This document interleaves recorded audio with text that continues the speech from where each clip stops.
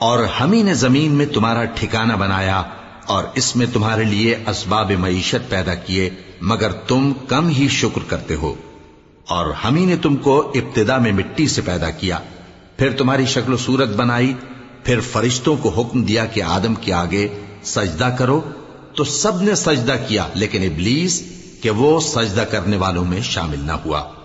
اللہ نے فرمایا، جب میں نے تجھ کو بھی حکم دیا تھا تو کس چیز نے تجھے سجدہ کرنے سے باز رکھا؟ اس نے کہا کہ میں اس سے افضل ہوں، مجھے تو نے آگ سے پیدا کیا ہے اور اسے مٹی سے بنایا ہے۔ فرمایا، تو بہشت سے اتر جا، تجھے شایع نہیں کہ یہاں تکبر کرے، پس نکل جا کہ تو ذلیل لوگوں میں سے ہے۔